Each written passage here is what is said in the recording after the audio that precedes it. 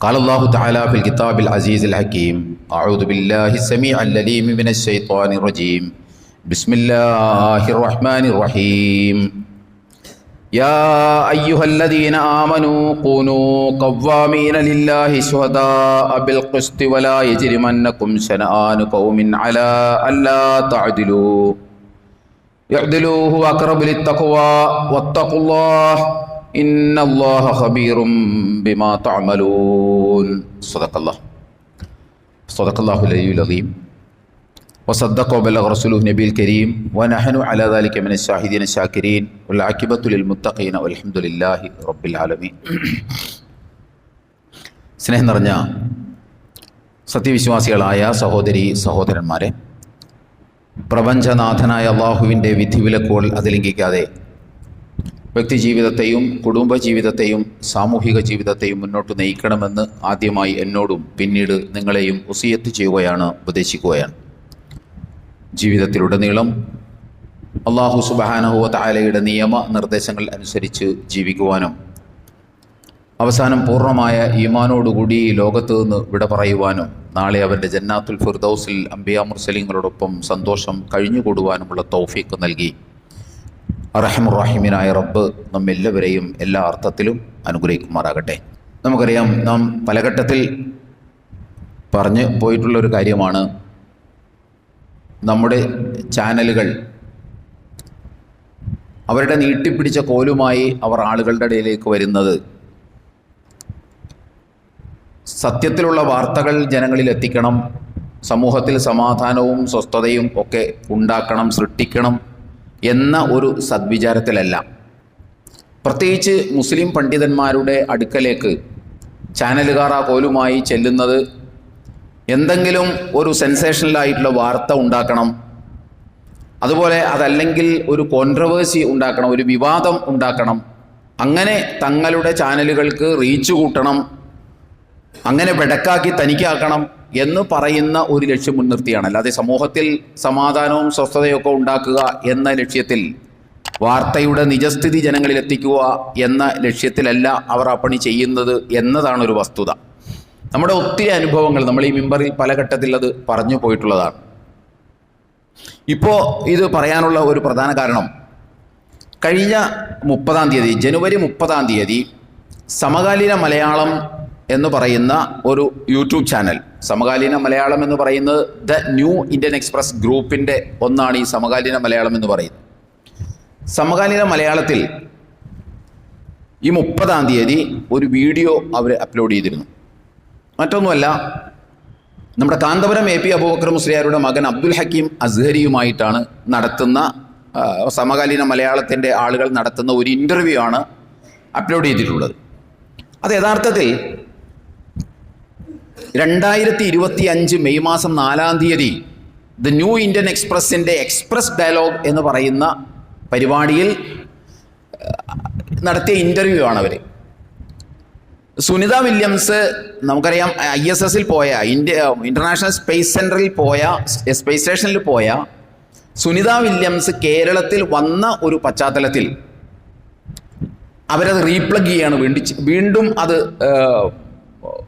സമകാലീന മലയാളത്തിലൂടെ അവർ ബ്രോഡ്കാസ്റ്റ് ചെയ്യുകയാണ് ചെയ്തത്. ഇവർ വന്ന ഒരു പ്രത്യേക സാഹചര്യത്തിൽ ആ സമകാലീന മലയാളത്തിൽ വന്ന, ആ യൂട്യൂബിൽ വന്ന ആ പരിപാടിയുടെ തംബ്നെയിലിൽ കൊടുത്തിട്ടുള്ള ക്യാപ്ഷൻ ഞാൻ ഈ പറയുന്നതാണ്. അഥവാ സുനിത വില്യംസ് മുസ്ലിമല്ല, ബഹിരാകാശത്ത് ഭർത്താവില്ലാതെ പോയതിൽ തെറ്റില്ല, താഴെ അബ്ദുൽ ഹക്കീം അസ്ഹരി എന്ന് പറഞ്ഞുകൊണ്ടാണ് കൊടുത്തിട്ടുള്ളത്. യഥാർത്ഥത്തിൽ ഈ തലക്കെട്ട് തന്നെ നുണയാണ്. പോയതിൽ തെറ്റില്ല എന്നൊന്നും അദ്ദേഹം ആ ഇൻ്റർവ്യൂവിൽ എവിടെയും പറയുന്നില്ല. പിന്നെ ഇതെന്തിനാണ് ഇങ്ങനെ തലക്കെട്ട് കൊടുക്കുന്നത് എന്ന് ചോദിച്ചാൽ, സുനിത വില്യംസ് കേരളത്തിൽ വന്ന ഒരു പശ്ചാത്തലത്തിൽ വിവാദമാകണമെങ്കിൽ ആയിക്കോട്ടെ, ആരെങ്കിലുമൊക്കെ ഇതിനകത്ത് കയറി തൂങ്ങി 10 റീച്ച് കിട്ടുമെങ്കിൽ കിട്ടട്ടെ എന്ന് വിചാരിച്ച് കൊടുത്തതാണ്. അവരുദ്ദേശിച്ച ഒരു ഫലം അതിന് കിട്ടിയില്ല. പക്ഷേ ഈ വീഡിയോയിൽ നമ്മുടെ കേരളത്തിൽ സർവവേദ സത്യവാദത്തിൻ്റെ മറവിൽ സർവമത സത്യവാദം പ്രൊമോട്ട് ചെയ്യുന്ന ഒരു മൗലവി ഇതുമ്മിൽ കയറി തൂങ്ങി അത് മുഴുവനായിട്ടൊന്നു പോലും കേൾക്കാതെ അദ്ദേഹത്തിൻ്റെ കഴിഞ്ഞ വെള്ളിയാഴ്ചത്തെ ഖുതുബ ഉടനീളം ഈ സുനിത വില്യംസും അതേപോലെ തന്നെ ഈ കേരളത്തിലെ ഈ മൗലവിയും മറ്റു മൗലവിമാരും ഒക്കെ കഥയറിയാതെ ഉറഞ്ഞു തുള്ളി അവരെയൊക്കെ കണക്കിന് കശക്കുന്ന രൂപത്തിലായിരുന്നു ഏതാണ്ട് അരമണിക്കൂറോളം നീണ്ടു നിൽക്കുന്ന അദ്ദേഹത്തിൻ്റെ ഖുതുബ. ആ ഖുതുബ യൂട്യൂബിൽ അപ്ലോഡ് ചെയ്തിട്ടുണ്ട്. അതിൻ്റെ തലക്കെട്ടാകട്ടെ സുനിത വില്യംസും പുരോഹിത ഫത്വയും, സുനിത വില്യംസോ മുസ്ലിയാരോ ആരാണ് ആലിം എന്ന് ചോദിച്ചുകൊണ്ടുള്ള തലക്കെട്ടിലാണ് അത് ചെയ്തിട്ടുള്ളത്, അപ്ലോഡ് ചെയ്തിട്ടുള്ളത്. സംഭവം എന്താണെന്ന് ചോദിച്ചാൽ ഈ കഥയറിയാതെ ആട്ടം കാണുകയാണ് ഇവരൊക്കെ ചെയ്തിട്ടുള്ളത്. അബ്ദുൽ ഹക്കീം അസ്ഹരി യഥാർത്ഥത്തിൽ അതിനകത്ത് പറഞ്ഞിട്ടുള്ളത് ഏതൊരു ന്യായമായി ചിന്തിക്കുന്ന ഒരാൾക്കും വലിയ അപകടമോ തെറ്റോ ഒന്നും കാണാൻ കഴിയില്ല. അദ്ദേഹം അതിനകത്ത് പറഞ്ഞത്, ചാനലുകാർ അദ്ദേഹത്തോട് ചോദിക്കുകയാണ്, അങ്ങനെ ഒരു സ്ത്രീ യാത്ര ചെയ്യുന്നതും പോകുന്നതും ഇസ്ലാമിൽ അങ്ങനെ ഒരു വിലക്കില്ല. ഈ ചോദിക്കുന്ന ആൾ പറയുകയാണ് അങ്ങനെ ഒരു വിലക്കില്ല, അങ്ങനെ ഒരു വിലക്കുണ്ടോ എന്ന് അബ്ദുൽ ഹക്കീം അസ്ഹരിയോട് ചോദിക്കുകയാണ്. അപ്പോൾ അതിന് അദ്ദേഹം പറയുന്നത് ഇസ്ലാമിൽ യാത്ര ചെയ്യുന്നതിന് വിലക്കില്ല. അപ്പോൾ ചാനലുകാർ ചോദിക്കുന്ന അപ്പോൾ ഒറ്റക്ക് എങ്ങനെയാണ് എന്ന് ചോദിക്കുമ്പോൾ ഇദ്ദേഹം അതിന് പറയുന്ന മറുപടി, ഒറ്റക്ക് യാത്ര ചെയ്യരുതെന്ന് ഇസ്ലാം മാത്രമല്ലല്ലോ പറയുന്നത്. സിനിമാ നടന്മാരുടെയും നടികളുടെയും സംഘടനയായ അമ്മ പറഞ്ഞിട്ടില്ലേ സിനിമാ നടികളോട് ഒറ്റയ്ക്ക് യാത്ര ചെയ്യരുതെന്ന് അമ്മ പറഞ്ഞിട്ടുണ്ടല്ലോ. സെക്യൂരിറ്റി സിസ്റ്റം മുന്നിൽ വച്ചിട്ട് ഓരോരുത്തർക്കും ഓരോ പോളിസി ഉണ്ടാവും. ഇസ്ലാമിൽ അങ്ങനെ ഒരു പോളിസിയുണ്ട്. സ്ത്രീ ഒറ്റയ്ക്ക് യാത്ര ചെയ്യുന്നത് സുരക്ഷിതമല്ല, അതുകൊണ്ട് അവളുടെ കൂടെ സപ്പോർട്ടിന് ആളുണ്ടാകണം, അത് ഭർത്താവാണെങ്കിൽ ഏറ്റവും നല്ലത് എന്ന് അബ്ദുൽ ഹക്കീം അസ്ഹരി പറയുന്നുണ്ട്. അപ്പം ചാനലുകാർ തിരിച്ചങ്ങോട്ട് ചോദിക്കുന്ന ഒരു ചോദ്യമാണ്, നമ്മളിത് സംസാരിക്കുന്നത് സുനിത വില്യംസ് മാസങ്ങളോളം സ്പേസ് സ്റ്റേഷനിൽ പോയി താമസിച്ച് തിരിച്ചു വന്ന കാലഘട്ടത്തിലാണ്. അപ്പോൾ അബ്ദുൽ ഹക്കീം അസ്ഹരി അങ്ങോട്ട് ചോദിക്കുന്നത് സുനിത വില്യംസ് ഒറ്റക്കാണോ പോയത്? അപ്പോൾ മറുപടി വന്നത് ഒറ്റക്കല്ല, കൂടെ ഭർത്താവോ കുടുംബത്തിലെ ആരുമേ ഉണ്ടായിരുന്നില്ല. ഹക്കീം അസ്ഹരി ആ വർത്തമാനം അവസാനിപ്പിക്കുന്നത് സുനിത വില്യംസ് മുസ്ലിം അല്ലല്ലോ എന്ന് പറഞ്ഞുകൊണ്ടാണ്. ഇത് കേട്ട ആർക്കും മനസ്സിലാകും അദ്ദേഹത്തോട് ചോദിക്കുന്ന ചോദ്യം എന്താണെന്നുള്ളതും അദ്ദേഹം പറയുന്ന മറുപടി എന്താണെന്ന്. അബ്ദുൽ ഹക്കീം അസ്ഹരിയോട് നമുക്ക് യാതൊരുവിധ ഒരർത്ഥത്തിലുമുള്ള യോജിപ്പില്ല. കാരണം എന്താണെന്ന് ചോദിച്ചാൽ അബ്ദുൽ ഹക്കീം അസ്ഹരിയെ ന്യായീകരിക്കാനോ അല്ലെങ്കിൽ പിന്നെ മറ്റേതെങ്കിലും രൂപത്തിൽ അദ്ദേഹത്തിനെ ജസ്റ്റിഫൈ ചെയ്യാനോ അല്ല നമ്മളിത് പറയുന്നത്. അബ്ദുൽ ഹക്കീം അസ്ഹരിയോട് ശക്തമായ വിയോജിപ്പ് പല കാര്യത്തിലും നമ്മൾക്കുണ്ട്, നമ്മളത് പ്രകടിപ്പിച്ചിട്ടുമുണ്ട്. കേരളത്തിൽ അന്ധവിശ്വാസവും അനാചാരവും ഒക്കെ ഹോൾസെയിലായിട്ടും റീറ്റെയിലായിട്ടും ഒക്കെ ഇമ്പോർട്ട് ചെയ്യുന്ന കൂട്ടത്തിൽപ്പെട്ടതാണ് അദ്ദേഹമൊക്കെ. അദ്ദേഹത്തോട് ആ നിലക്ക് നമുക്ക് യോജിക്കാൻ കഴിയില്ലെന്ന് മാത്രമല്ല, ഈ വീഡിയോയിൽ തന്നെ അദ്ദേഹത്തിനോട് വിയോജിപ്പ് പ്രകടിപ്പിക്കേണ്ട ശക്തമായൊരു കാര്യമുണ്ട്. അദ്ദേഹവും ഇതുപോലെ കഥയറിയാതെ ആട്ടം തുള്ളിയതിൻ്റെ ഒരു കാര്യമുണ്ട്. അത് ഇൻഷാ അല്ലാഹ് ഞാൻ പിന്നീട് പറയാം.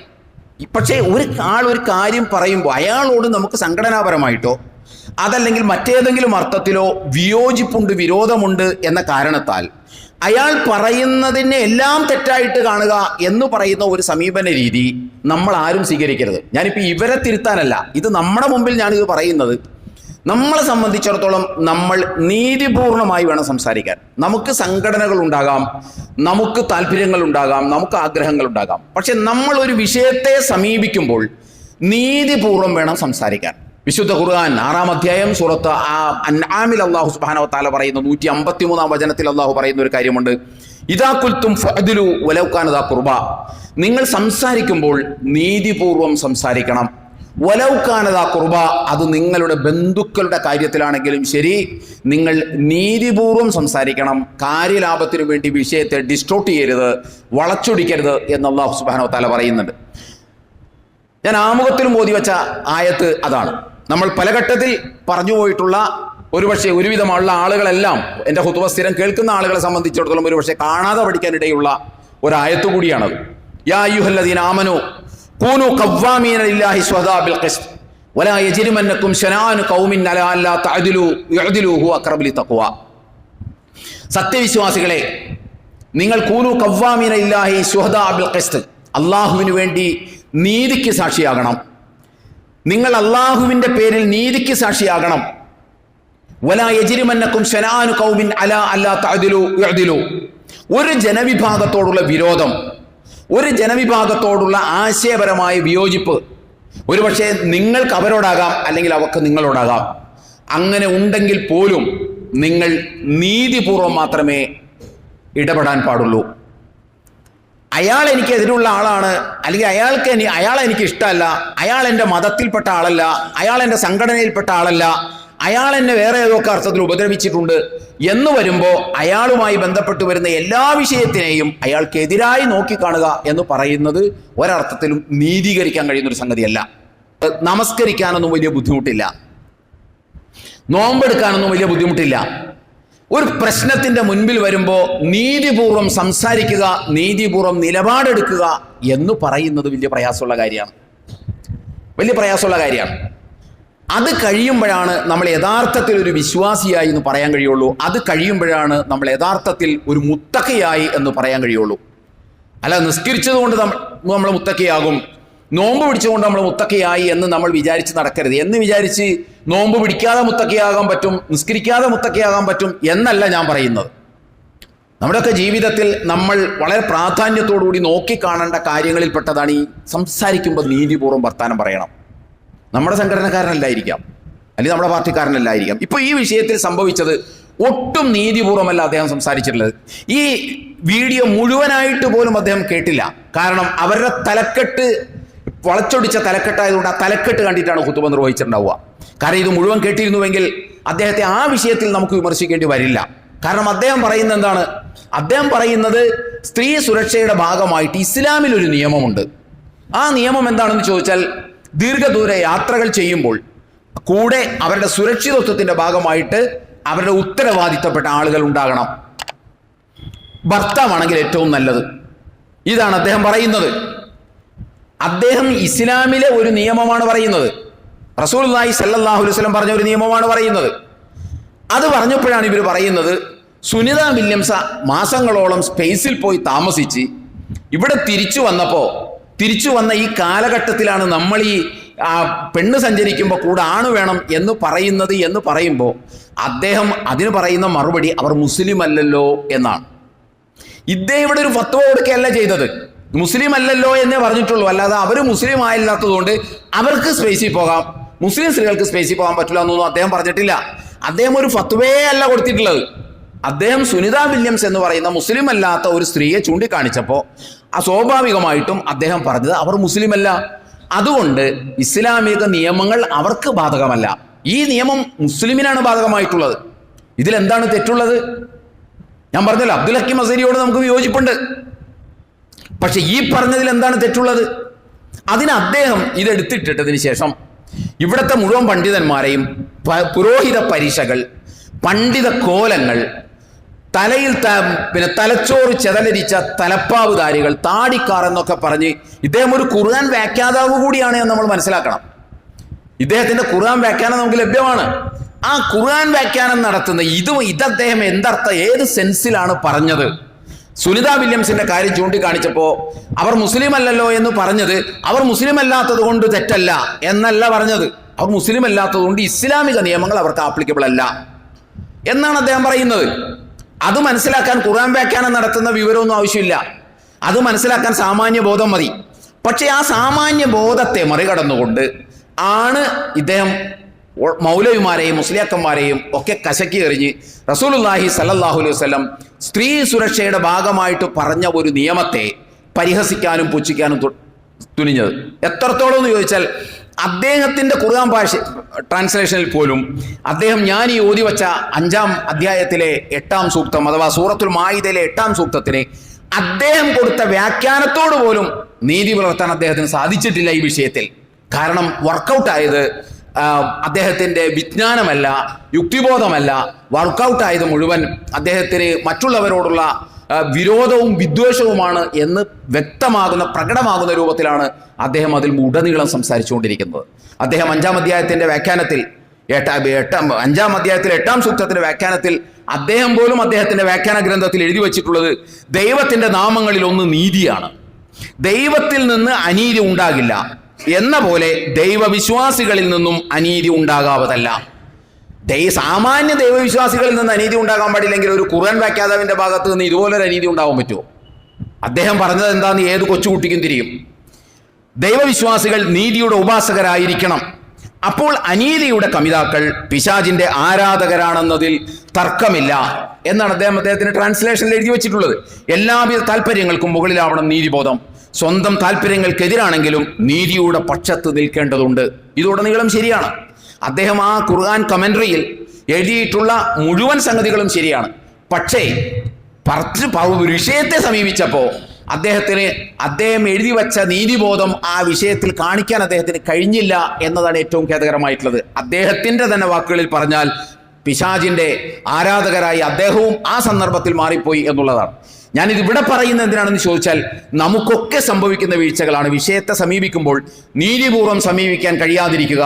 അതിന്റെ കാരണങ്ങളായിട്ട് വരുന്നത് ഒന്നുകിൽ നമ്മുടെ സാമ്പത്തിക താല്പര്യമായിരിക്കും, അതല്ലെങ്കിൽ നമ്മുടെ രാഷ്ട്രീയ താല്പര്യമായിരിക്കും, അതല്ലെങ്കിൽ കക്ഷി നമുക്കെതിരായിട്ടുള്ള ആളായിരിക്കും, അതല്ലെങ്കിൽ നമ്മുടെ സംഘടനക്കാരനല്ലാതെ വരാം, അതല്ലെങ്കിൽ തന്നെ വേറെ ഏതെങ്കിലും അർത്ഥത്തിൽ ഉപദ്രവിച്ചിട്ടുള്ള ആളാകാം. ഏതർത്ഥത്തിലാണെങ്കിലും നിങ്ങൾ സംസാരിക്കുമ്പോൾ നീതിപൂർവ്വം സംസാരിക്കുക എന്നതാണ് തഖ്വയോട് ഏറ്റവും അടുത്തത് എന്ന് അല്ലാഹു സുബ്ഹാനഹു വ തആല പറയുന്നു. ഞാൻ ആവർത്തിച്ച് പറയുന്നു, നമസ്കരിക്കുക എന്ന് പറയുന്നത് എളുപ്പമുള്ള കാര്യമാണ്, കാശ് ചെലവില്ലാത്ത കാര്യമാണ്, നമ്മുടെ ശരീരത്തോട് വേണ്ട വലിയ അളവിൽ ഒരു ഏറ്റുമുട്ടേണ്ട ആവശ്യമില്ലാത്ത കാര്യമാണ്. നോമ്പ് പിടിക്കുക എന്ന് പറയുന്നതും അതുപോലുള്ള ഒരു സംഗതിയാണ്. അത് വലിയ എടുത്താൽ പൊങ്ങാത്ത, അതല്ലെങ്കിൽ കഴിയാത്ത, അത്രയും സ്ട്രെയിൻ ചെയ്യേണ്ടി വരുന്ന, സ്ട്രഗിൾ ചെയ്യേണ്ടി വരുന്ന ഒരു കാര്യമാണ് എന്ന് നമ്മൾ വിചാരിക്കരുത്. എന്നാൽ ഏറ്റവും സ്ട്രെയിൻ ചെയ്യേണ്ടി വരുന്ന, സ്ട്രഗിൾ ചെയ്യേണ്ടി വരുന്ന, നമ്മളോട് തന്നെ ഏറ്റുമുട്ടേണ്ടി വരുന്ന ഒരു സംഗതിയാണ് ഒരു വിഷയം മുൻപിൽ വരുമ്പോൾ നീതിപൂർവ്വം സംസാരിക്കുക എന്ന് പറയുന്നത്. വിശുദ്ധ ഖുർആനിൽ ആ വിഷയത്തിൽ നമുക്ക് ആ നിലക്കുള്ള ചില നിർദ്ദേശങ്ങൾ കാണാൻ കഴിയില്ല. പക്ഷെ എങ്കിൽ പോലും സ്ത്രീ സുരക്ഷിതത്വത്തെ ഇസ്ലാം വളരെ ഗൗരവമായി പരിഗണിക്കുന്ന ഒരു ഐഡിയോളജിയാണ്, ഒരു ദർശനമാണ് എന്ന് നമ്മൾ മനസ്സിലാക്കണം. സ്ത്രീ സുരക്ഷിതത്വം എന്ന് പറയുന്നത്. അതുകൊണ്ട് തന്നെ വിശുദ്ധ ഖുർആൻ തന്നെ നമുക്ക് എടുത്തു നോക്കിയാൽ ഒത്തിരി പ്രിക്കോഷണറി മെഷർമെന്റ്സ് നമുക്ക് കാണാൻ സാധിക്കും. ചില മുൻകരുതലുകൾ ഇസ്ലാം ആ വിഷയത്തിൽ നടത്തിയിട്ടുണ്ട്. ഈ പറഞ്ഞത് വിശുദ്ധ ഖുർആനിൽ പറഞ്ഞതല്ല.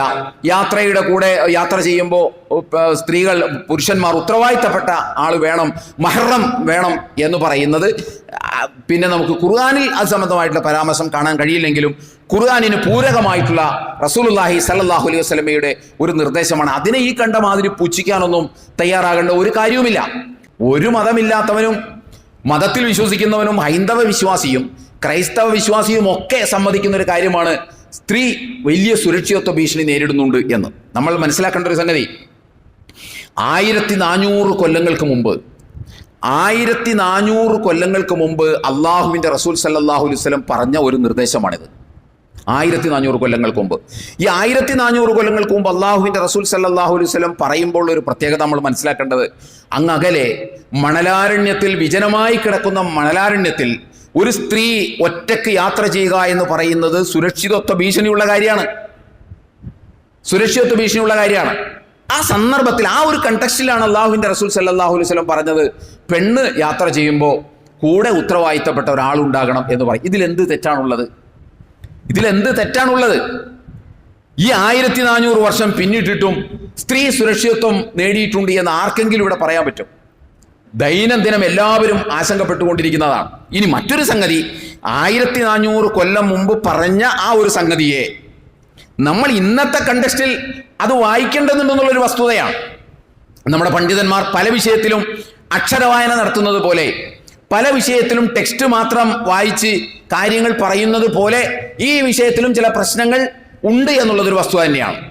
പക്ഷെ അതിൻ്റെ പേരിൽ ആ ഒരു പരിഹസിക്കുന്ന ഒരു സമീപന രീതി, പുച്ഛിക്കുന്ന ഒരു സമീപന രീതി, ഇന്ന് റസൂലുള്ളാഹി സ്വല്ലല്ലാഹു അലൈഹി വസല്ലമയുടെ ആ നിർദ്ദേശത്തെ നമുക്ക് അന്നത്തെ അന്തരീക്ഷത്തിൽ നിന്ന് മാറ്റി ഇന്നത്തെ അന്തരീക്ഷത്തിൽ എവിടെയൊക്കെയാണ് സ്ത്രീകളെ സംബന്ധിച്ചിടത്തോളം സുരക്ഷിതത്വ ഭീഷണി ഉള്ളത്, എവിടെയൊക്കെയാണ് ഭർത്താവ് ഒന്നിച്ചു പോകേണ്ടത് എന്നതിനെക്കുറിച്ച് പുതിയ പഠനങ്ങളും ചർച്ചകളും നടക്കണം. ഇപ്പൊ തന്നെ നിങ്ങളൊന്ന് ആലോചിച്ച് നോക്ക്, കഴിഞ്ഞ വർഷം നെടുമ്പാശ്ശേരി എയർപോർട്ടിൽ നിന്ന് റസൂലുള്ളാഹി സ്വല്ലല്ലാഹു അലൈഹി വസല്ലം പറഞ്ഞെന്താണ്? സ്ത്രീകൾ യാത്ര ചെയ്യുമ്പോൾ കൂടെ മഹ്റം ഉണ്ടാകണം, അഥവാ ഉത്തരവാദിത്തപ്പെട്ട ആളുകൾ ഉണ്ടാകണം. അവരെ വിവാഹം കഴിക്കാൻ പറ്റാത്ത, നിയമപരമായി പറ്റാത്ത ആളുണ്ടാകണം. ഇതാണ് ഉദ്ദേശിക്കുന്നത്. അവളുടെ സുരക്ഷിതത്വത്തിന്റെ ഭാഗമായിട്ടാണ് പിന്നെ മഹ്റമായിട്ടുള്ള ആൾ കൂടെ വേണം എന്ന് പറയുന്നത്. ആ സുരക്ഷിതത്വ ഭീഷണി ഇല്ലെങ്കിൽ പ്രശ്നമില്ല, അങ്ങനെയും നമ്മൾ മനസ്സിലാക്കേണ്ടതുണ്ട്. പക്ഷെ നമ്മുടെ ബഹുമാന്യരായ പണ്ഡിതന്മാർ പലപ്പോഴും അങ്ങനെയല്ല മനസ്സിലാക്കുക. അവർ ആ അക്ഷരത്തിൽ എഴുതി വെച്ചത് അപ്പടി പകർത്താനാണ് പലപ്പോഴും ശ്രമിക്കുക. അന്നത്തെ സുരക്ഷിതത്വ പ്രശ്നമല്ല ഇന്ന് സ്ത്രീ അനുഭവിക്കുന്ന സുരക്ഷിതത്വ പ്രശ്നം എന്ന് പറയുന്നത്. അപ്പോൾ ആ സെക്യൂരിറ്റി മെഷർമെന്റ്സ് എന്ന് പറയുന്നത് ഇന്ന് മറ്റൊന്നായിരിക്കും. ഇപ്പോൾ കഴിഞ്ഞ വർഷം നെടുമ്പാശ്ശേരി എയർപോർട്ടിൽ നിന്ന് പിന്നെ പലപ്പോഴും ഈ മഹറമായിട്ടുള്ള ആൾ കൂടെ വേണം എന്ന് പറയുന്നത് എന്ന കാര്യം പ്രായോഗികമായി നടപ്പാക്കുന്നത് വനിതകൾ ഹജ്ജിന് പോകുമ്പോഴാണ്. വനിതകൾ ഹജ്ജിന് പോകുമ്പോൾ സ്വാഭാവികമായിട്ടും അവരുടെ ഭർത്താവ് കൂടെ ഉണ്ടാകും. ഇല്ലെങ്കിൽ മഹറമായിട്ടുള്ള ഒരാൾ വേണം എന്നതാണ് സാധാരണഗതിയിൽ എല്ലാവരും പറയാറുള്ളത്. എന്നാൽ കഴിഞ്ഞ വർഷം നിങ്ങളൊന്ന് ആലോചിച്ച് നോക്കൂ. നമ്മുടെ നെടുമ്പാശ്ശേരി എയർപോർട്ടിൽ നിന്ന് എനിക്ക് തോന്നുന്നത് 3 ഫ്ലൈറ്റാണ് ഒരു മഹറമും ഇല്ലാതെ സ്ത്രീകളെ മാത്രം വെച്ചുകൊണ്ട് പോയത്. 3 ഫ്ലൈറ്റ്. കാരണം എന്താണെന്ന് ചോദിച്ചാൽ അവിടെ ആ സുരക്ഷിതത്വ ഭീഷണി ഇല്ല. അതിനകത്തിരിക്കുന്ന എല്ലാവരും പെണ്ണുങ്ങളാണ്. റസൂലുള്ളാഹി സ്വല്ലല്ലാഹു അലൈഹി വസല്ലം 1400 കൊല്ലങ്ങൾക്ക് മുമ്പ് വിജനമായ മണലാരണ്യത്തിലൂടെ ഒരു പെണ്ണ് ദീർഘയാത്ര ചെയ്താൽ അവിടെ പ്രശ്നങ്ങളുണ്ട്. അതുകൊണ്ടാണ് ആണ് വേണമെന്ന് പറഞ്ഞത്, അല്ലെങ്കിൽ ഭർത്താവ് വേണമെന്ന് പറഞ്ഞത്, അല്ലെങ്കിൽ ഉത്തരവാദിത്തപ്പെട്ട ആൾ വേണമെന്ന് പറഞ്ഞത്. ഇന്നത്തെ അന്തരീക്ഷത്തിൽ ഭീഷണി മറ്റൊരു തരത്തിലായിരിക്കും. ഇപ്പൊ നമ്മുടെ പെണ്ണുങ്ങളെ സംബന്ധിച്ചിടത്തോളം, നമ്മുടെ സ്ത്രീകളെ സംബന്ധിച്ചിടത്തോളം ഒരുപക്ഷെ ഇന്നിപ്പോൾ തിരുവനന്തപുരത്ത് പോവുക എന്ന് പറയുന്നത് അങ്ങനെ അത്ര വലിയ ഭീഷണിയൊന്നും നേരിടുന്ന ഒരു പ്രശ്നമായിരിക്കൂല. അല്ലെങ്കിൽ ആ ഭീഷണി നേരിടാത്ത വിധമുള്ള ചില സംവിധാനങ്ങൾ നമ്മുടെ സമൂഹത്തിലുണ്ട്, അല്ലെങ്കിൽ പോകുന്ന വാഹനത്തിലുണ്ട്.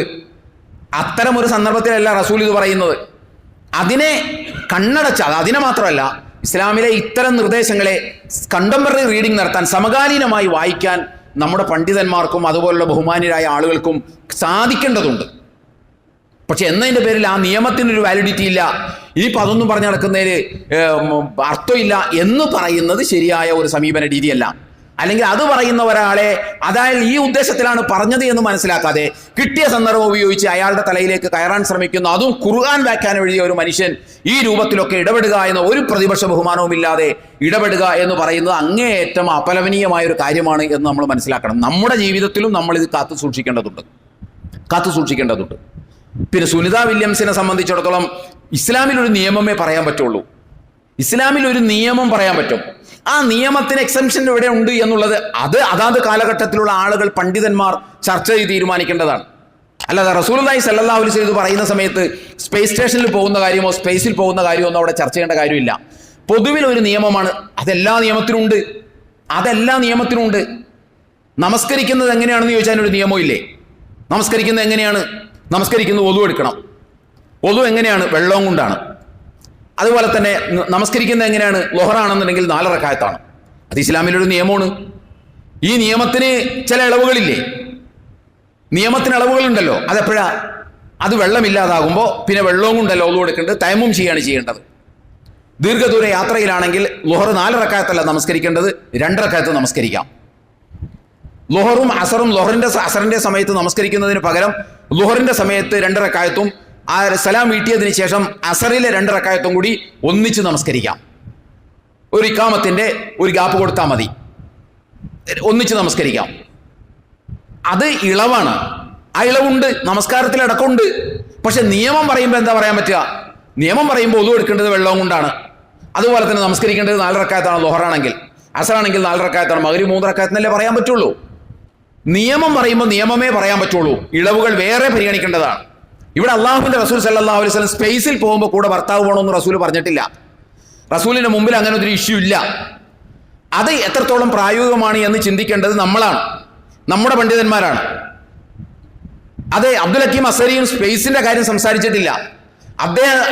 ഇവർ മുസ്ലിം അല്ലാത്തത് കൊണ്ട് ഇവരെ സംബന്ധിച്ചിടത്തോളം ഇവർക്ക് ഇസ്ലാമിക് ലോസ് ആപ്ലിക്കബിൾ അല്ല എന്ന് അദ്ദേഹം പറഞ്ഞു. ശരിയല്ലേ? അത് ഈ വിഷയത്തിൽ മാത്രമാണോ? ഇനി വേറെ ഏതെങ്കിലും നിയമം ചൂണ്ടിക്കാണിച്ചിട്ട് സുനിത വില്യംസ് അത് ചെയ്തിട്ടില്ല എന്ന് നമുക്ക് പറയാൻ പറ്റുമോ? അതെങ്ങനെ പറയുന്നത്? സുനിത വില്യംസ് ഇസ്ലാമിലെ ശരിതെറ്റ് തീരുമാനിക്കുന്ന മാനദണ്ഡമല്ല. സുനിത വില്യംസ് ഒരു വിശ്വ സഹോദരിയാണ്, ആദരിക്കപ്പെടേണ്ടവരാണ്, ബഹുമാനിക്കപ്പെടേണ്ടവരാണ്. അവർ കേരളത്തിന് മാത്രമല്ല, ഇന്ത്യക്ക് മാത്രമല്ല, ലോക ജനതയ്ക്ക് വരാനിരിക്കുന്ന ജനതക്കടക്കം സ്വന്തം ജീവൻ പണയം വെച്ച് ഒരുപാട് സംഭാവനകൾ നൽകിയിട്ടുള്ള സഹോദരിയാണ്, വ്യക്തിയാണ്. ആ നിലക്ക് ആദരിക്കപ്പെടേണ്ടവരാണ്, ബഹുമാനിക്കപ്പെടേണ്ടവരാണ്. പക്ഷേ ദൈവിക പ്രത്യയശാസ്ത്രത്തിൽ സുനിത വില്യംസ് അല്ല ശരിതെറ്റുകളുടെ മാനദണ്ഡം, അല്ലെങ്കിൽ അബ്ദുൽ ഹക്കീം അസരി അല്ല ശരിതെറ്റുകളുടെ മാനദണ്ഡം, അല്ലെങ്കിൽ ഈ സർവമത സത്യവാദം പ്രൊമോട്ട് ചെയ്യുന്ന മൗലവി അല്ല ശരിതെറ്റുകളുടെ മാനദണ്ഡം. അവിടെ ശരിതെറ്റുകളുടെ മാനദണ്ഡം അള്ളാഹുവിൻ്റെ വേദഗ്രന്ഥമാണ്. അതിന് കോംപ്ലിമെൻ്ററി ആയിട്ടുള്ള റസൂലുള്ളാഹി സ്വല്ലല്ലാഹു അലൈഹി വസല്ലമയുടെ വചനങ്ങളാണ് എന്ന് നമ്മൾ മനസ്സിലാക്കണം. അത് സുനിത വില്യംസിനെ നമ്മൾ കുറ്റപ്പെടുത്തുന്നു, ആക്ഷേപിക്കുന്നു അല്ല. സുനിത വില്യംസ് മറ്റൊരു മതത്തിൽ ജനിച്ചു വളർന്നൊരു സഹോദരിയാണെന്ന് വയ്ക്കാം. ഇനി മുസ്ലിം സ്ത്രീക്ക് തന്നെ ഇതൊക്കെ ലംഘിച്ചു പോകാൻ പാടില്ലേ? അതിനിവിടെ ആരെങ്കിലും ചോദ്യം ചെയ്യുമോ? കാരണം ഇതൊരു ജനാധിപത്യ രാഷ്ട്രമാണ്. അവർക്ക് യാത്ര ചെയ്യണമെന്നുണ്ടെങ്കിൽ ഒരാളും ഇല്ലാതെ എവിടെ വേണമെങ്കിലും യാത്ര ചെയ്യുന്നില്ലേ? യൂട്യൂബിൽ നമ്മളത് കാണുന്നില്ലേ? അപ്പൊ ഒരു നിയമം പറയുമ്പോൾ അതിനെ നിയമമായിട്ട് തന്നെ പറയാൻ പറ്റുള്ളൂ. അതിനപ്പുറത്തെ ഇളവുകൾ അതാത് കാലഘട്ടത്തിൽ അതാത് പണ്ഡിതന്മാർ, ഇനിയിപ്പോൾ നാളെ മറ്റൊരു ലോകത്തേക്ക് നമ്മൾ എത്തിപ്പെടുമ്പോൾ, മറ്റൊരു കാലത്തേക്ക് നമ്മൾ എത്തിപ്പെടുമ്പോൾ ഇതിൻ്റെ നിയമങ്ങൾ മറ്റൊരു രൂപത്തിൽ നമ്മൾ അതിനെ വായിക്കേണ്ടി വരും. അതല്ലാതെ പിന്നെ സുനിത വില്യംസ് 6 മാസം അവിടെ പോയി താമസിച്ചു എന്ന് ഇവര് 3-4 ചോദ്യങ്ങൾ നമുക്ക് ചോദിക്കാം. ആ ചോദ്യത്തിനൊക്കെ ഇവർ ഉത്തരം പറയണ്ടേ? സുനിത വില്യംസ് ചെയ്യുന്നതനുസരിച്ച് മാനദണ്ഡം വെച്ച് നോക്കുകയാണെങ്കിൽ നിങ്ങളൊന്ന് ആലോചിച്ച് നോക്കൂ. സുനിത വില്യംസ് 6 മാസത്തോളം അകലെയുള്ള സ്പേസ് സ്റ്റേഷനിൽ പോയി താമസിച്ച് തിരിച്ചു വന്ന ഈ കാലത്ത്, ആ കാലത്താണ് നമ്മൾ ജീവിക്കുന്നത്. എന്തിനാണ് ട്രെയിനിൽ ലേഡീസ് കോച്ച്? ട്രെയിനിൽ ലേഡീസ് കോച്ചിൻ്റെ ആവശ്യമുണ്ടാ? സുനിത വില്യംസ് അവിടെ പോയിട്ട് 6 മാസം താമസിച്ച് തിരിച്ചു വന്നതല്ലേ? ഇതിനെന്ത് മറുപടിയാ പറയാ? അതൊക്കെ പരിഹാസ്യമാണ്. ആണും പെണ്ണും എല്ലാവരും കൂടി ഒറ്റ കോച്ചിൽ കയറിയാൽ മതി എന്ന് തീരുമാനിച്ച പോരെ? ഇതിവിടുത്തെ ഏതെങ്കിലും മൗലവി ഉണ്ടാക്കിയതാണോ ട്രെയിനിൽ ലേഡീസ് കോച്ച് വേണമെന്നുള്ളത്? ഏതെങ്കിലും മതസംഘടന ഉണ്ടാക്കിയതാണോ? അല്ലല്ലോ. അപ്പോൾ സുനിത വില്യംസ് 6 മാസം അവിടെ പോയി താമസിച്ചുകൊണ്ട് ഇനിയിപ്പോൾ ഇതിൻ്റെ ഒന്നും ഒരു കാര്യമില്ല എന്ന് നമ്മൾ പറയും. അവർ ചാനലുകാർ ചോദിക്കുന്നതിലും നമ്മൾ അതിനൊപ്പിച്ച് മറുപടി പറയുന്നതിലും എന്തർത്ഥമാണുള്ളത്? സുനിത വില്യംസ് 6 മാസം സ്പേസിൽ പോയി ഒറ്റയ്ക്ക് താമസിച്ച് തിരിച്ചു വന്നതല്ലേ? അങ്ങനെയാണെങ്കിലും പിന്നെ ബസ്സിൽ എന്തിനാണ് സ്ത്രീകൾക്ക് സെപ്പറേറ്റ് സീറ്റ്? സ്ത്രീ സംവരണം ചെയ്ത് സീറ്റ് ഉണ്ടാക്കുന്ന കാര്യം തിരിക്കുന്നു. എല്ലാവരും സുനിത വില്യംസ് പോയി വന്നതല്ലേ? ഇനിയിപ്പോൾ നമുക്ക് അതിൻ്റെ ആവശ്യമില്ലല്ലോ. എല്ലാവരും സൗകര്യമുള്ളിടത്തൊക്കെ ഇരിക്കട്ടെ. ഇരിക്കാൻ പാടില്ല എന്നുള്ള വല്ല നിയമം ഉണ്ടാക്കിയിട്ടുണ്ടോ? ഇല്ലല്ലോ. വനിതാ സീറ്റ് റിസർവേഷൻ സീറ്റുകളിൽ പുരുഷന്മാർ ഇരിക്കാൻ പാടില്ലാന്നേ നിയമം ഉണ്ടാക്കിയിട്ടുള്ളൂ. അതെന്തിനാണ്? എല്ലാവരും ഓരോരോ ഷോപ്പിൽ നിന്ന് കയറുന്നു, അവർ കയറിയ സീറ്റ് അനുസരിച്ച് ഇരുന്ന് ആ നിയമമാക്കിക്കൂടെ ഇവിടെ?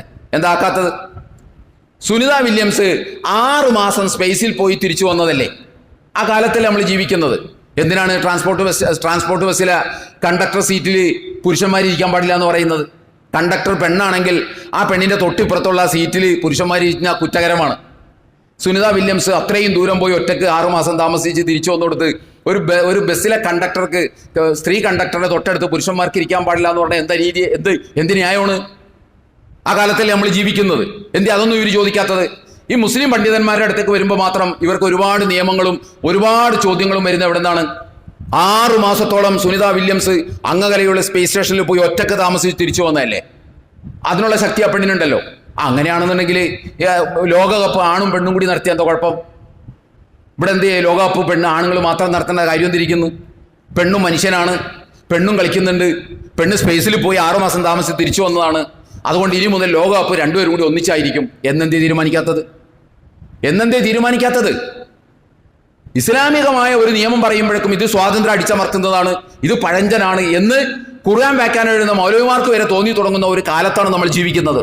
ന്യായമായ ഒരു കാര്യം അള്ളാഹുവിൻ്റെ റസൂൽ സല്ലല്ലാഹു അലൈഹി വസല്ലം പറഞ്ഞു. അത് സ്ത്രീകളുടെ സുരക്ഷ മാനിച്ചു പറഞ്ഞതാണ്. അത് 1400 കൊല്ലം മുമ്പുള്ള കണ്ടക്സ്റ്റിൽ പറഞ്ഞതാണ്.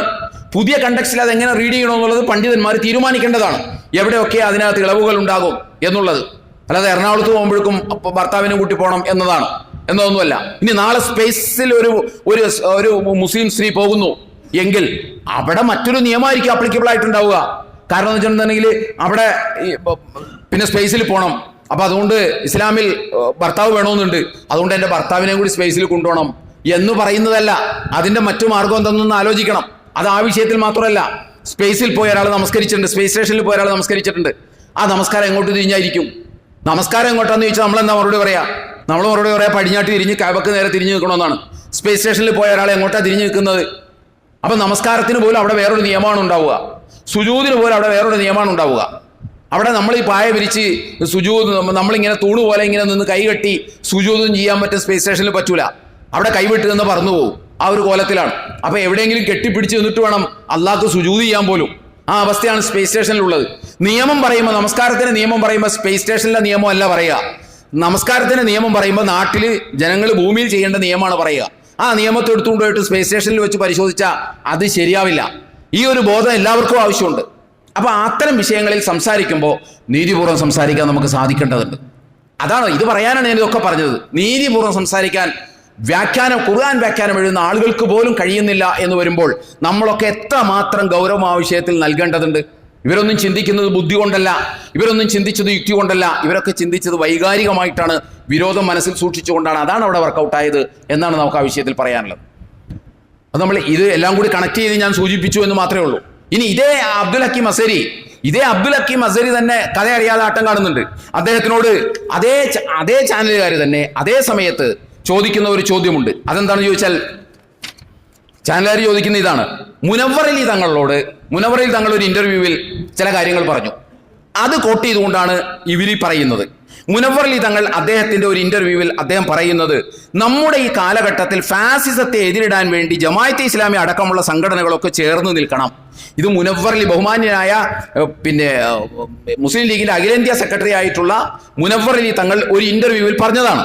അപ്പോൾ ഫാസിസത്തെ നേരിടാൻ ജമാഅത്തെ ഇസ്ലാമിയെ ചേർത്ത് നിർത്തണം എന്ന് പറയുന്നതിനോടുള്ള താങ്കളുടെ പ്രതികരണം എന്താണ് എന്ന് അസരിയോട് ചോദിക്കുകയാണ്. അബ്ദുൽ ഹക്കീം അസരിയോട് ചോദിക്കുകയാണ്.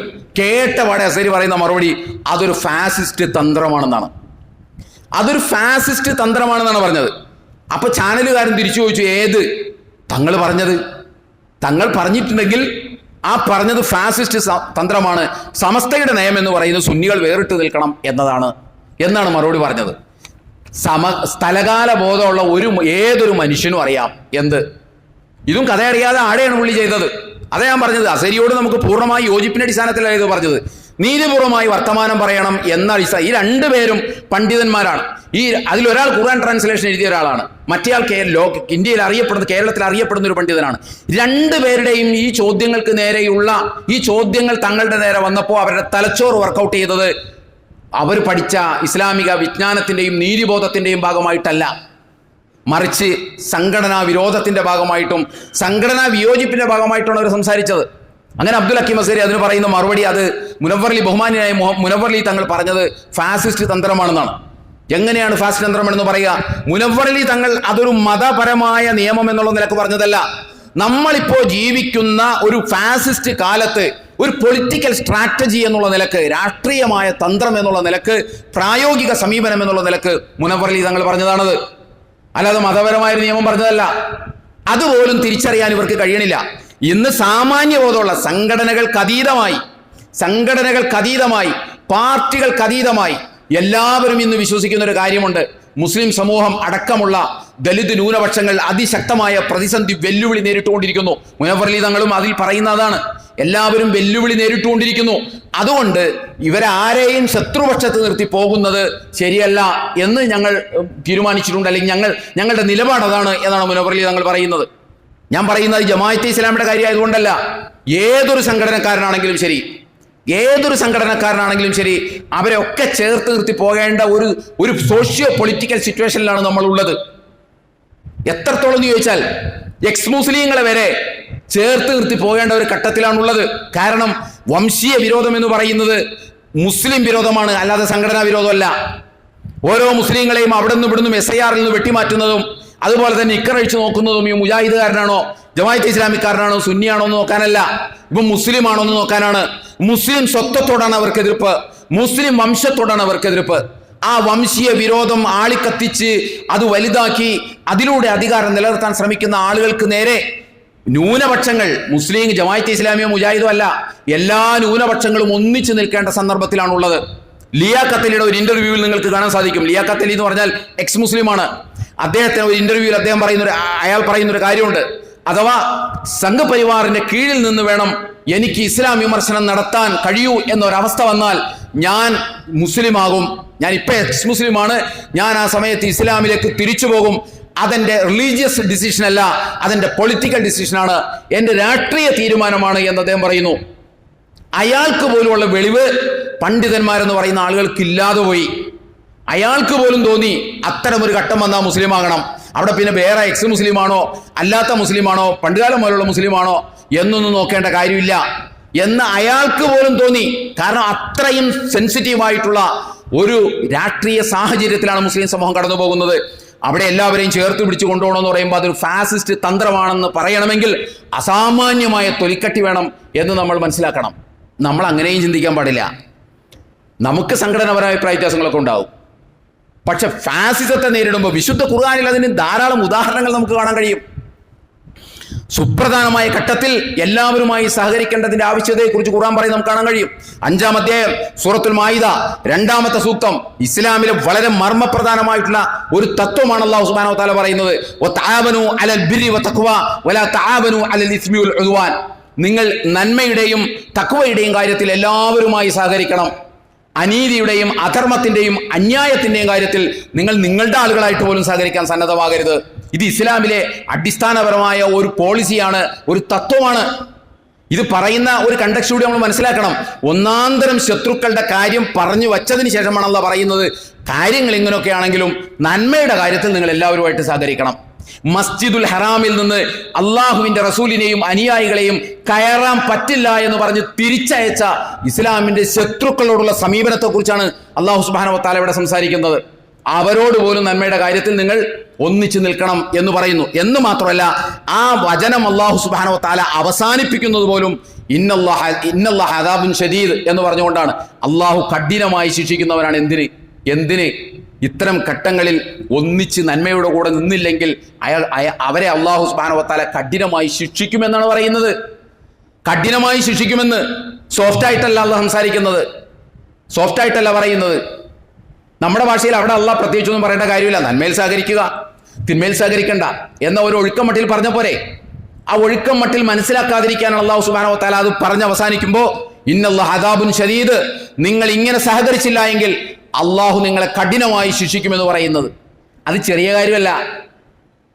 അതിന് നമ്മുടെ ചെറിയ 2 റക്അത്ത് നമസ്കാരത്തിന്റെ ഗൗരവമല്ല അതിനുള്ളത്.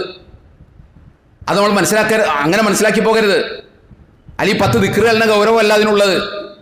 അത്രയും ഗൗരവം അതിനുള്ളൂവെങ്കിൽ അള്ളാഹ് ഇങ്ങനെ പറഞ്ഞ് അവസാനിപ്പിക്കില്ല. നമ്മുടെ ജീവിതത്തിൽ നമ്മൾ പാലിക്കേണ്ടതാണ്. നന്മയുടെ കാര്യത്തിൽ ഒപ്പം നിൽക്കണം. അത് ആര് ചെയ്താലും, ഏത് സംഘടനക്കാരൻ നന്മ ചെയ്താലും, ഏത് മതക്കാരൻ നന്മ ചെയ്താലും നമ്മൾ ആ നന്മയുടെ ഒപ്പം നിൽക്കണം. അപ്പോൾ ഇവിടെ ഒരു വലിയൊരു ന്യൂനപക്ഷം ഇവിടെ സംഘപരിവാർ ഭീഷണി നേരിടുന്ന ഘട്ടത്തിൽ മുസ്ലിങ്ങളെന്ന് അവകാശപ്പെടുന്നവരെ അകറ്റി നിർത്തി ശത്രുപക്ഷത്ത് നിർത്തുന്നതിന് പകരം അവരെ ചേർത്ത് നിർത്തി ഒന്നിച്ചൊറ്റക്കെട്ടായി ഒരു പൊളിറ്റിക്കൽ സ്ട്രാറ്റജിയുടെ ഭാഗമായിട്ട് മുന്നോട്ട് പോകണമെന്ന് പറയുന്നത് അതിനോടൊപ്പം നിൽക്കണം. നമ്മൾ അതിനോടൊപ്പമാണ് നമ്മൾ നിൽക്കുന്നത്. ആര് പറഞ്ഞാലും, അത് മുസ്ലിം ലീഗുകാരൻ പറഞ്ഞാലും, അത് മറ്റാര് പറഞ്ഞാലും ശരി, അതിൻ്റെ ഒപ്പമാണ് നമ്മൾ നിൽക്കേണ്ടത്. കാരണം അതാണ് നീതി, അതാണ് വസ്തുത. അതിന് വലിയ കോളേജിലൊന്നും പോകേണ്ട കാര്യമില്ല, അതിന് ഖുർആൻ വ്യാഖ്യാനം എഴുതേണ്ട കാര്യമില്ല, അതിന് അറബിക് കോളേജിലോ ദർസിലോ പോകേണ്ട കാര്യമില്ല. അതിന് കോമൺ സെൻസ് മതി, കുറച്ച് രാഷ്ട്രീയ ബോധം മതി. ആർക്കും തിരിയോ അത്. നമ്മൾ അങ്ങനെ ചിന്തിക്കണം. അല്ലാഹു സുബ്ഹാനഹു വ തആല പറഞ്ഞു തന്ന കാര്യമാണത്. അതൊന്നും നമുക്ക് ആ വക ആയത്തുകളൊന്നും നമുക്ക് വിഷയമേ അല്ല. നമ്മൾ ചർച്ച ചെയ്യുന്ന വിഷയങ്ങൾ വേറെ പലതുമാണ്. അപ്പം അതുകൊണ്ട് നീതിപൂർവ്വം കാര്യങ്ങളിൽ ഇടപെടാൻ നമ്മൾ ഓരോരുത്തരും ശ്രമിക്കണം. അല്ലാഹു സുബ്ഹാനഹു വ തആല നമ്മെ അനുഗ്രഹിക്കുമാറാകട്ടെ. വന്നുപോയ വീഴ്ചകൾ പടച്ചതമ്പുരാൻ നമുക്ക് പുറത്തു മാപ്പാക്കി തരുമാറാകട്ടെ. കഴിഞ്ഞ ബുധനാഴ്ച രാവിലെ 10 മണിക്ക് എൻ്റെ ഭാര്യ മാതാവ് മരണപ്പെട്ടു. അല്ലാഹു സുബ്ഹാനഹു വ തആല ഉമ്മക്ക് മഗ്ഫിറത്തും റഹ്മത്തും നൽകി അനുഗ്രഹിക്കുമാറാകട്ടെ. അവർ ജീവിതത്തിൽ ചെയ്തു പോയ പാപങ്ങൾ, ചെറുതും വലുതും രഹസ്യവും പരസ്യവുമായ പാപങ്ങൾ, അറിഞ്ഞും അറിയാതെയും ചെയ്തു പോയ മുഴുവൻ പാപങ്ങളും അല്ലാഹു അവൻ്റെ മഹലായ ഫളിൽ കൊണ്ട് പുറത്തു മാപ്പാക്കി കൊടുക്കുമാറാകട്ടെ. മഗ്ഫിറത്തും റഹ്മത്തും അനുഗ്രഹിക്കുമാറാകട്ടെ.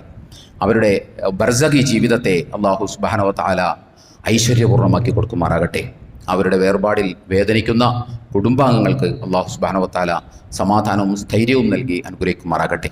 അവസാനം നാളെ അവൻ്റെ ജന്നാത്തുൽ ഫിർദൗസിൽ സന്താനങ്ങളോടൊപ്പം, ഇണകളോടൊപ്പം, പുണ്യാത്മാക്കളോടൊപ്പം ഒരുമിച്ച് കൂടുവാനുള്ള സൗഭാഗ്യം എല്ലാവർക്കും നൽകി അല്ലാഹു സുബ്ഹാനഹു വ തആല അനുഗ്രഹിക്കുമാറാകട്ടെ. നമ്മളിൽ നിന്ന് മരണപ്പെട്ടു പോയ ആളുകൾക്ക് അല്ലാഹു മഗ്ഫിറത്തും റഹ്മത്തും നൽകി അനുഗ്രഹിക്കുമാറാകട്ടെ. നമ്മുടെ തൊട്ടടുത്ത ആശുപത്രി രോഗികളായി കഴിയുന്ന മുഴുവൻ ആളുകൾക്കും അല്ലാഹു ആശ്വാസം നൽകി അനുഗ്രഹിക്കുമാറാകട്ടെ. എൻ്റെ ഈ സദസ്സിൽ ഇരിക്കുന്ന സഹോദരന്മാരുണ്ട്. അവർ ശാരീരികമായും മാനസികമായും സാമ്പത്തികമായും ഒക്കെ പലവിധ പ്രയാസങ്ങൾ അനുഭവിക്കുന്ന ആളുകളാണ്. അല്ലാഹു സുബ്ഹാനഹു വ തആല ആ പ്രതിസന്ധികളിൽ നിന്നെല്ലാം അവർക്ക് മോചനം നൽകി അനുഗ്രഹിക്കുമാറാകട്ടെ.